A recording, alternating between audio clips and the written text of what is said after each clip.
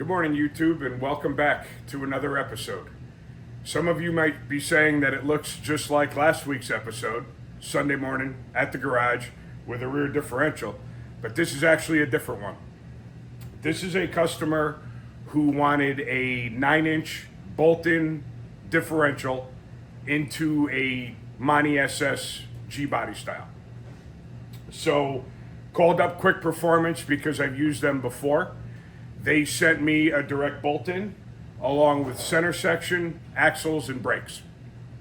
This is going to be kind of a combination unboxing, assembling video.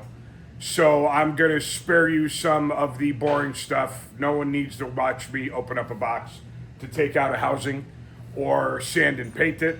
So as you can see, I've already done that.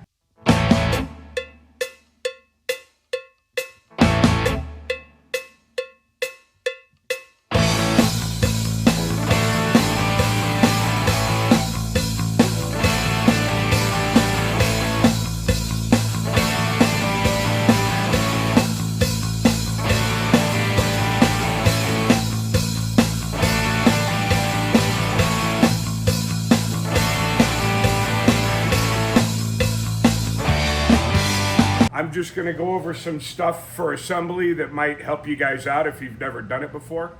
I can tell you that I've used this same exact setup in my son's car, and it went together effortlessly, bolted right in, and he's got 2 years worth of abuse on it so far, and it hasn't skipped a beat. So I'm not sponsored by Quick Performance. Unfortunately, maybe they'll catch wind of this video and send me half of their inventory. But here we are. We're going to put it together, and I'm going to show you how it goes. First thing that we're going to do is take the tape off. We are going to press in the studs for the center section. What I like to do, because these are nylock nuts, I obviously don't like to use these to pull the stud through the housing. So I got a couple of fine thread nuts here. I usually do about 3 or 4 studs per nut and then switch it out because the threads tend to get a little beat up on the nut itself. I will put the stud in like so. I'll put some washers on it just to give it a little space. And I use ceramic caliper slide grease just to try and give the threads a little bit of cushion.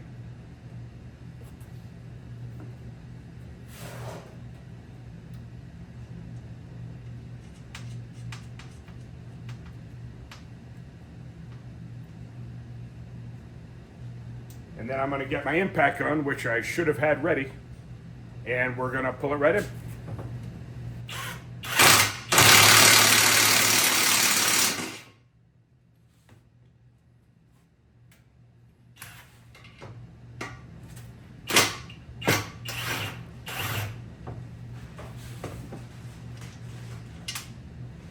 And there you go. So now we just got to do this 9 more times? Yep, 9 more times. And as soon as I'll do that, we're going to unbox the axles. I don't even remember if it came with the bearings pressed on them or not, so we'll figure that all out. And I'm just going to time lapse through the rest of this until we get to that point.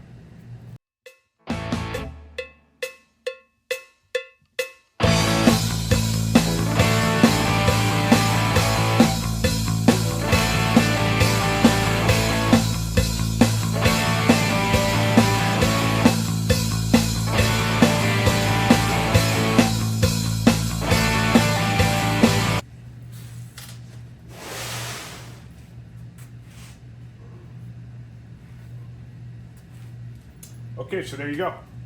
All the studs are pressed in, and I want to just show you guys why I use stuff from Quick Performance.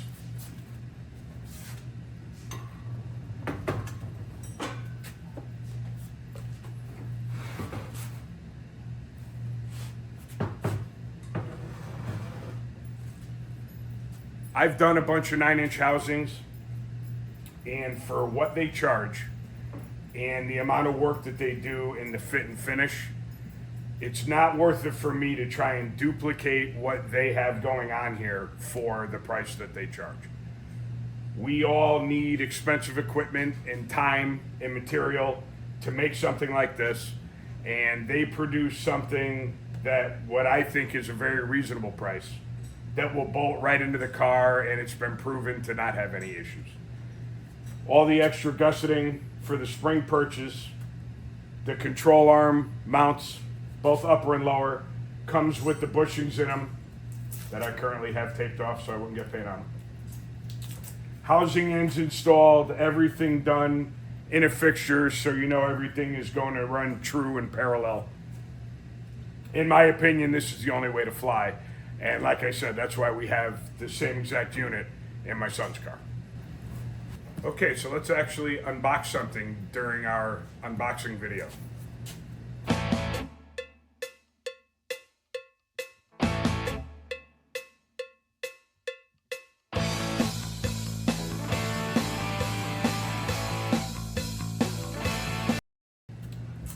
Well, I was going to show you guys how to put in axle studs, wheel bearings, and seals, but looks like Quick Performance already did it for us.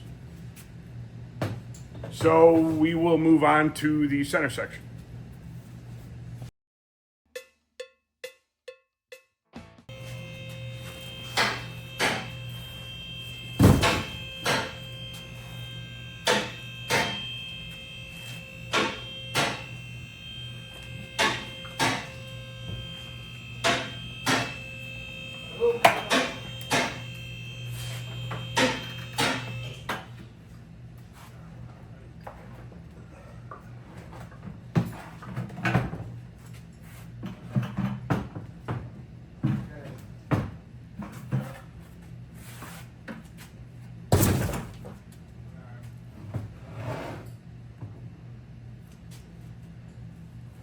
Okay, this center section has a posi carrier. I believe it's a posi carrier or a Detroit locker. I'm not sure. I'd have to look. It's been a while. It's got a 355 ring and pinion. This is a 30 spline. It's going in a street car. He just purchased a 350 400 horsepower small block, and it's just going to be a good cruiser for him and his kid. So this should work out perfect for him. Once again, as you can see, I have absolutely nothing to do here except for unbox it, blow a little air through it, make sure there's no contaminants in there. And we're going to start assembling this thing. I'm going to get the housing back over here on the bench. We're going to bolt the center section in and slide the axles in.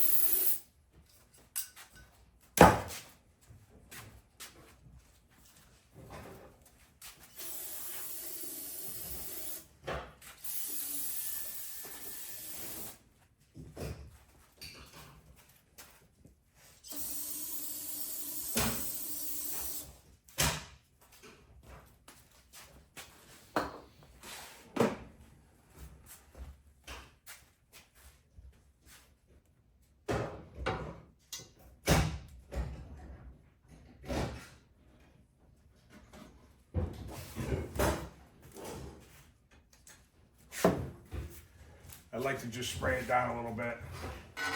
Make sure there's nothing in the tubes. Run a rag through it a couple of times just to be safe. A lot of money sitting here, so you'd hate to have something go bad over something stupid.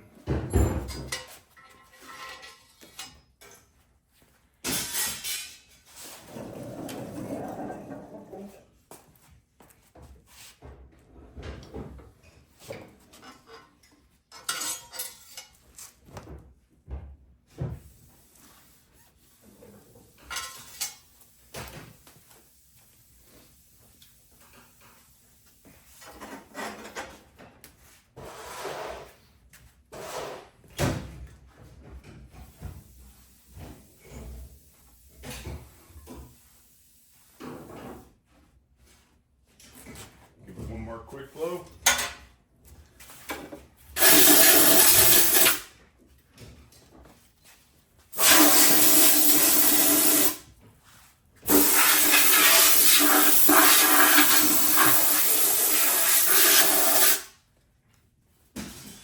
So one of the things I've always struggled with, either on a 9-inch center section or conventional housing with a cover, is using a gasket.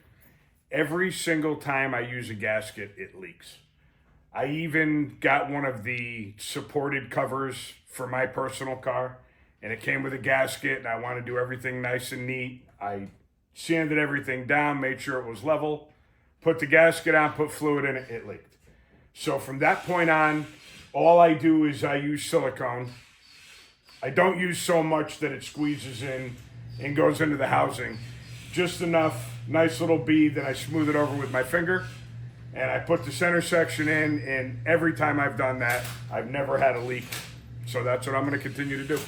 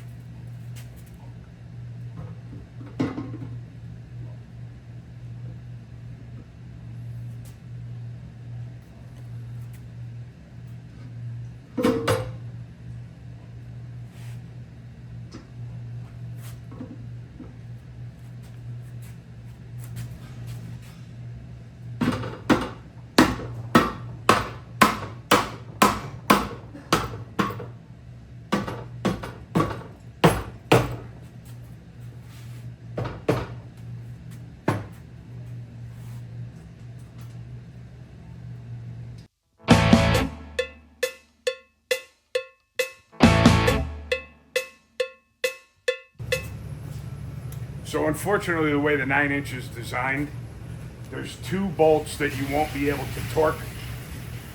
I'm going to torque the rest and do these 2 by feel, but it's a fairly educated feel. Oh yeah, there you go. Now you're holding your pass microphone now.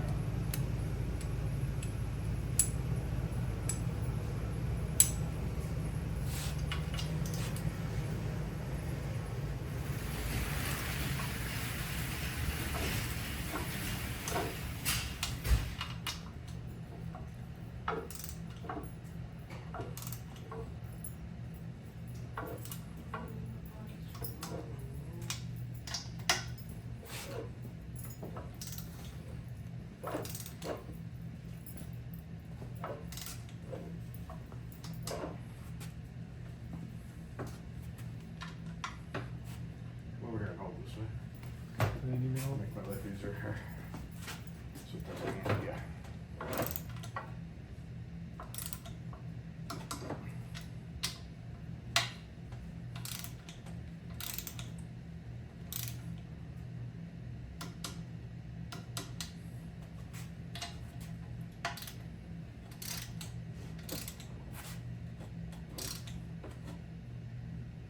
These are easy ones to put together.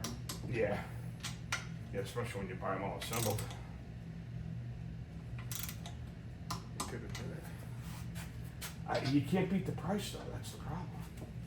You're gonna want to be over here if you want to go that way. Oh, I'm saying the guy could have put this together. He's not very mechanical. You got it. this, so it'll be time lapse. Okay. You're not very good. It's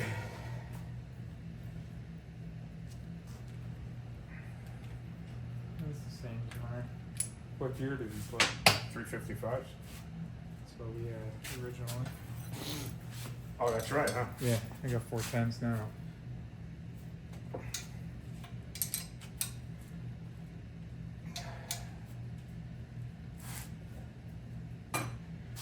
Okay, center section is in, torqued.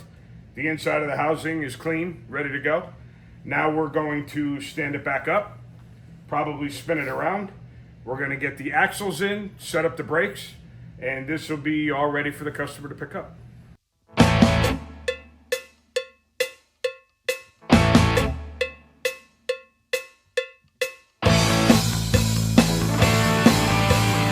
Okay, so we got the 2 rotors, 2 calipers, all the mounting hardware, plates, bolts, and a pretty detailed instructions on how to put it all together.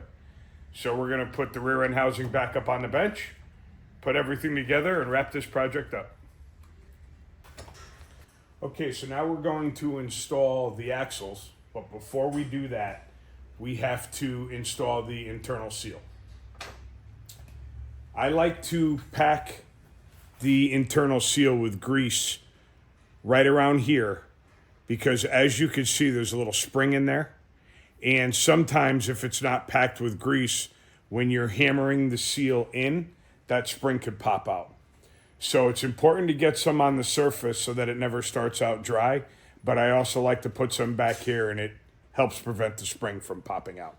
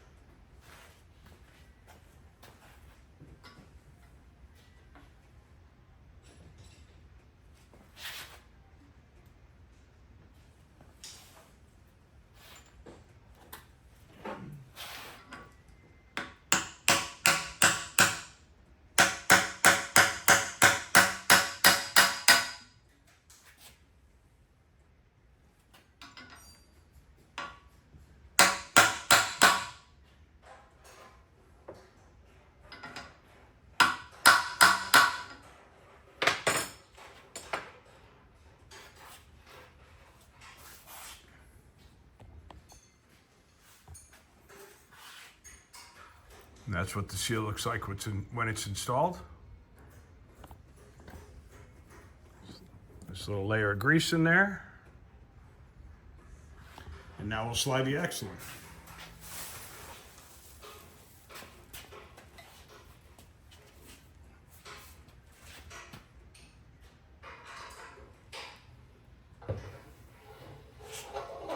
You want to be careful not to nick the seal as you're sliding the axle in. So you just go slow and try and keep it centered.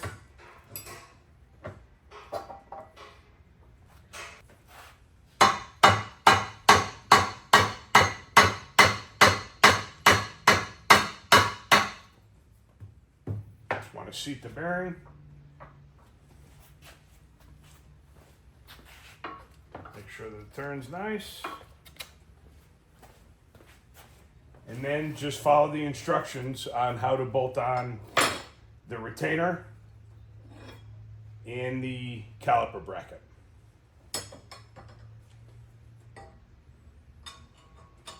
One of the things I really like about this kit is that so far with everything that I put together, I haven't had to use any of my own hardware. Everything came with the kit, including the T-bolts that hold the retainer on for the bearing.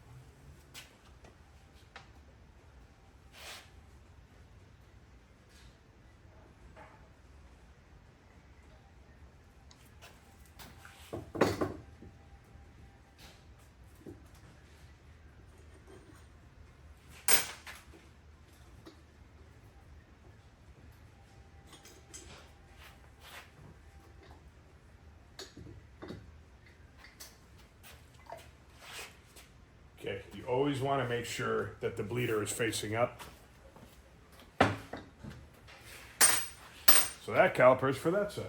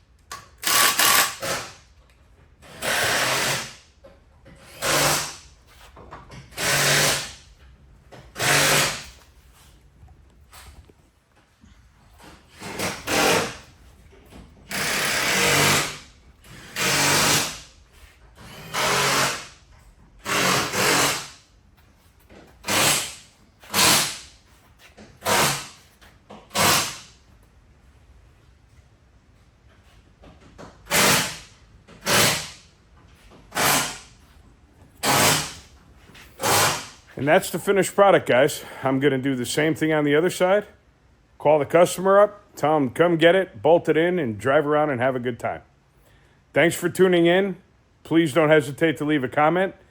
Like, share, subscribe, and watch out for the next video. Thanks. Have a good night.